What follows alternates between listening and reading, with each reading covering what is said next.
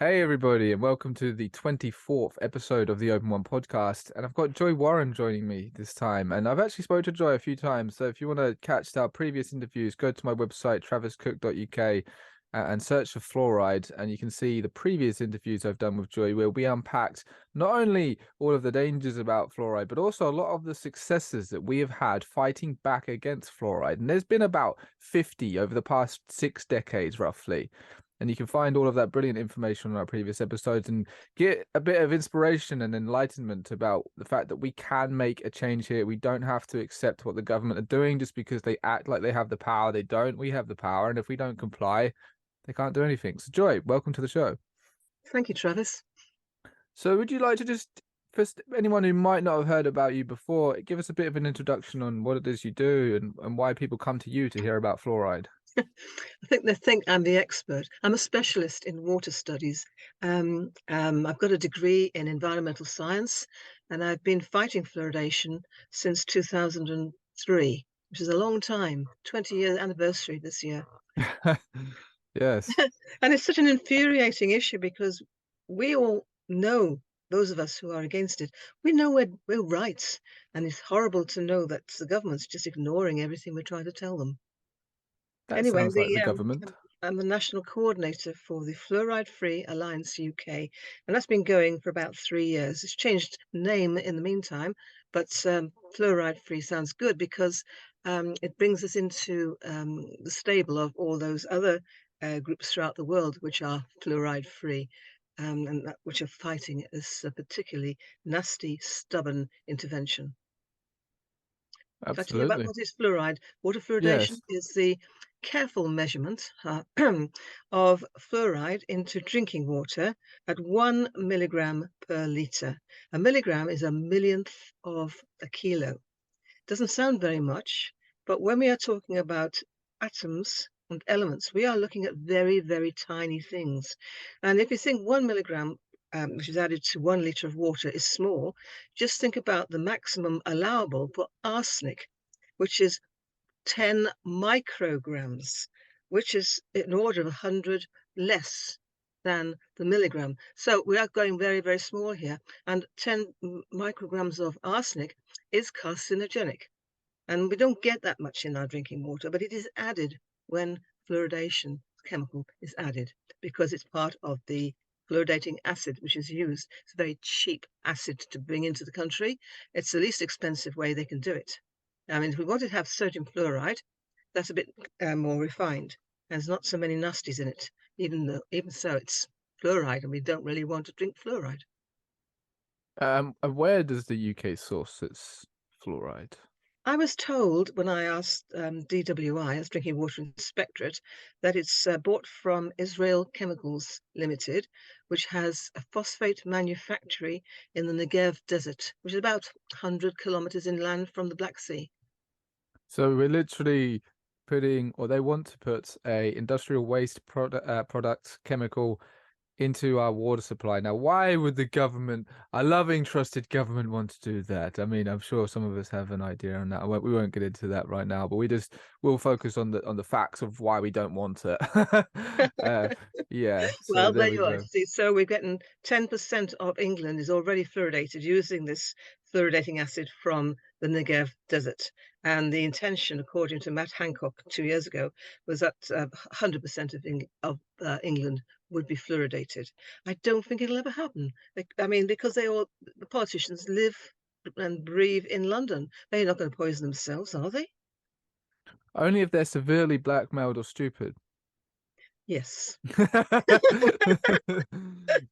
Well, it's So, a three-line yeah. whip problem, unfortunately. The 1985 Act, which legalized fluoridation, um, it passed, like, for example, 120 MPs in favour, 80 against, and 400 abstentions. You're not telling me that it's legal. These 400 MPs were told they had to vote in favour of legalising fluoridation. 400 decided not to. They defied the whip, but they couldn't vote against the legalisation of it. So since 1985, it's been legal, and unjustly so, as far as I can see, because the majority of the House of Commons did not vote for it. Yeah, and even still, since there's been made, there's been various success from different regions and towns in stopping attempts to roll out fluoride, right? Because even with it being legal or in 1985, or supposedly legal, people have fought back against it successfully. So Yes, we have. We have. Southampton was a particularly interesting one, though, because the majority of people were against fluoridation when it came to the public consultation. I think of 72% of those who submitted their opinions were against. But because they did not cite sound research and references, they were ignored. There's no point just saying, I don't want to be fluoridated, full stop. That is no argument because the people in favour will cite their references. So we have to do the same. yes. So after Southampton didn't go through because the change from Strategic Health Authorities to Public Health England kind of sort of chopped off the desire to fluoridate. Southern Water never signed a contract, and then Strategic Health Authority decided that they really ought to have included another small area in that part of the country next to Southampton. And because it didn't, they realised they'd have to do another public consultation. So by 2014, 2013, when the power went from Strategic Health Authorities to Public Health England, Southampton was home and dry. It never got fluoridated. That's awesome. And when was the last time that there was a successful rollout of fluoride in England anywhere? We think about 1987. So yeah, it's been nearly 40 years, and we seem to be doing okay. And in the Okay, meantime, there have been a couple of places which stopped, but the government doesn't like to admit it. yeah, right. That's why we have to tell people about what's happened, because if they knew that they have the power, they might just stop going along with all this madness. So we've got Bedford Town, Central Bedfordshire, West Cumbria, and a little place called sorry, it's just the three. The Central Bedfordshire, a little place called Peloxil. Um, and then you've got Bedford Town, and then you've got West Cumbria. They've also stopped it happening completely in Wakefield, Hull, and in Lincolnshire they've stopped because the pipes are not fit for purpose. There are lots of reasons why it's stopped Yeah, temporarily, but sometimes it stops almost permanently temporarily. that's what we want. When we Yeah, actually know we'd like the government to say, "Oh, okay, we'll reverse the decision and terminate the scheme," but they'll never do that. They say they can because it's written into law, but they will never terminate anything because they're just bad losers. maybe we can force their hand. Oh, I Wouldn't that wish. be quite the day if you see It'd be that? lovely, yes. I'm Yes. looking forward to it so much. So today we've also got some slide. Well, Joy's got some slides prepared for Yeah. everybody, and big part of this is because the first section that the government's looking to target, because if you haven't been made aware already, they are trying to fluoridate the whole country. It's the northeast. So what's happening, Joy? Right, we're still waiting for the Department of Health and Social Care and the Office for Health Improvements and Disparities to announce a 3-month public consultation for the North East. And that is where I'm going to open a slide, if I can. Thank you. Okay. There we are. All right. So if the government gets its way, and they are very biased in favour of fluoridation, the yellow mustard colour area, right from Berwick-on-Tweed on the Scottish border, right down to Redcar on the east coast, right across to the east, to the North Sea, and then a little place called Alston in northeast Cumbria. Actually, it looks as though it's actually in East Cumbria. It's actually at the top of the Weardale, and because of the way the water runs in the pipes, and because that particular town receives its water from the Northumbrian water, that is destined to be fluoridated. At the moment, parts of Northumberland are already fluoridated, and a little bit of North Durham, County Durham, is fluoridated. But apart from that, Tyne and Sunderland, South Tyneside, Cleveland, Redcar, Darlington, Middlesbrough, and Stockton-on-Tees, plus Ulston, are threatened. 1.6 million people. and they will be asked to submit their views. How we get hold of 1.6 million people to do that is a mystery, but we're working on it. Hmm. Yes, and should they be successful in this, then it's the rest of the country. So it'd be very pivotal that anybody who doesn't want fluoride in the water is a part of the movement to stop it happening here. Now, I've already gone through that already, but let's see that these are the threatened places.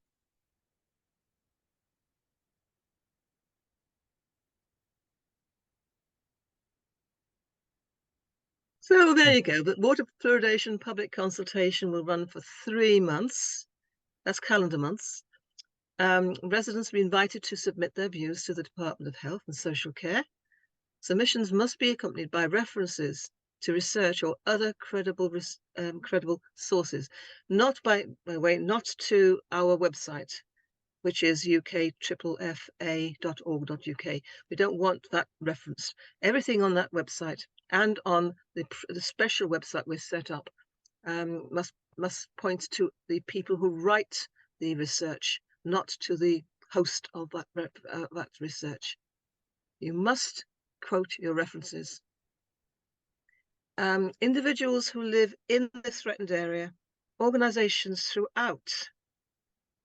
We don't know. It doesn't actually say national organizations in the regulations.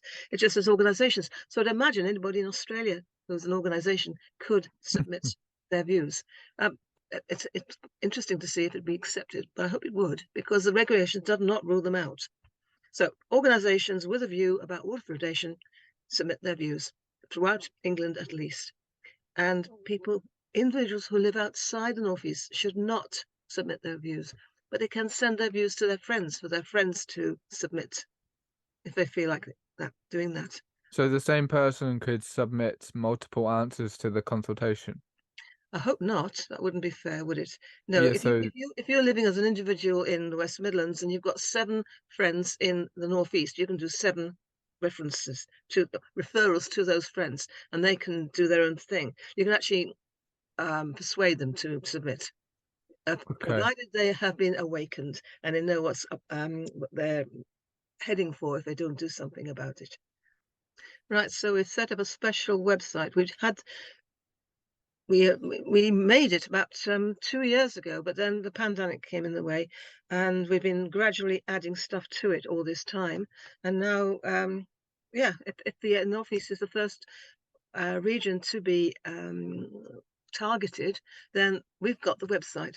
And if they change their mind, we can just change the name of the website and to reflect another region which may be threatened.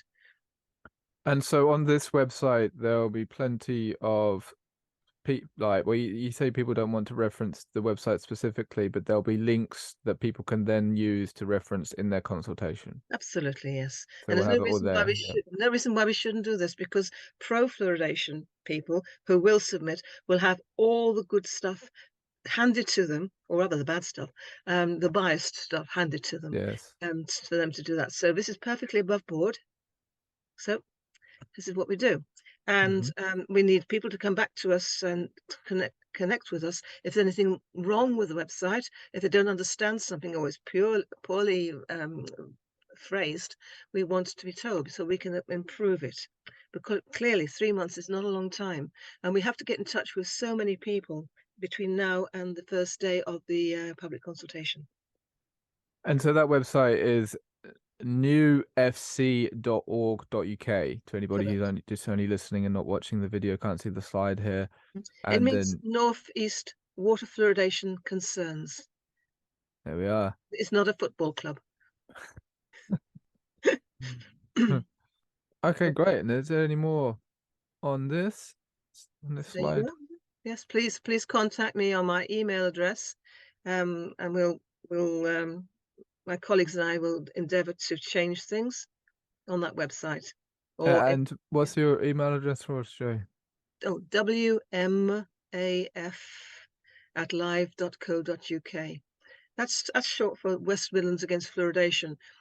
Before I started the Fluoride Free Alliance UK, I was coordinating the West Midlands but Westminster is comprehensively fluoridated, so there's very little we could do, because every local authority we approached were just basically tied in to the intervention, and they were listening to their Public Health England consultants, who were, how can I say, their job descriptions persuade them to support fluoridation, whether they believe it's a bad thing in private. Their job description says they have to support it and sponsor it. So they had very little chance of getting the local authorities to. Yeah, that's a key point. That's why it's very important to raise awareness on this issue now, because it will be a lot harder if they were to be successful in rolling it out anywhere. But if we can stop them before they get a chance to do anything, we're in a much better position here. And then thinking a bit more longer term, we could secure our water supply to at least be fluoride free for many years to come. So it is quite a pivotal time in the fight against fluoride, and yeah, if everyone should be aware of this. And if they do want to know more about fluoride and the dangers of it, definitely watch the previous interviews, because there's Yes, quite a bit to it. yes. I mean, the worst thing about it is, or the non-ethical issue about fluoridation, is that it is a medicine. It's added to drinking water to increase the resistance of consumers to dental decay. Now that smacks of medicine, or the word is prophylactic. It's a preventative medicine, but it doesn't work. So it's a waste of money and Yeah. prophylactic, which And doesn't work. wasn't there a court ruling in Scotland that was related to that? Correct, yes. 1982, uh, Lord Judge Chauncey said that basically fluoridated water was a medicine. And after that judgment, the Scottish government decided not to have anything to do with fluoridation. So it's just England, the silly sods in England, who are pushing this. Yeah, that's quite amazing in of itself. So this current push isn't going to target Scotland at all. No, it might target Wales. Probably if England will go along with it, they wouldn't stop here if they could get Wales, no doubt. If they especially they don't have something like what Scotland has, which is also very important knowledge for everyone to have, is that they've is it essentially illegal then to fluoridate water in Scotland? Essentially. Yeah, it's amazing how that could happen literally just across the border there. But here, it somehow hasn't clicked that it's actually really deadly, or it has clicked, but there's just corruption somewhere. So we have to step in, stop them. Yeah. I mean, we think Scotland's part of the United Kingdom, but it was a Scottish judgment, not a United Kingdom judgment. Yes. So we should be able to use that as an example somewhere. That must count as some Yes, standing? yes, indeed. It's a precedent we can quote, Yes. definitely. And in New Zealand, they also decided it was a medicine, but the government just wanted to go ahead with it. And most of New Zealand is now threatened completely. Yeah, another interesting fact is that I guess England, Wales, Scotland, maybe Northern Ireland too, are like the last bastion in the Anglosphere world that are not artificially fluoridated. For some reason, they've targeted the Anglo world because Europe doesn't have it, and many parts of the world don't have it. Most of the world doesn't, but USA, Canada, Ireland, Australia, and New Zealand all been heavily fluoridated. So that's interesting, isn't it? It is indeed. It's all very strange that English-speaking developed world have fallen under the thrall of the United States. And Yes, they gave us some money, in fact, in the 1960s to start the first proper fluoridation scheme in Birmingham. interesting. Yeah, Okay, cool. Well, I think that's a good sort of overview of what we're looking to achieve here. The Northeast is being targeted. Everyone needs to focus on that. And then as soon as the public consultation gets dropped, we're going to have all the information ready for people to come and answer it in the most efficient and scientific, correct way. correct. Nice summary.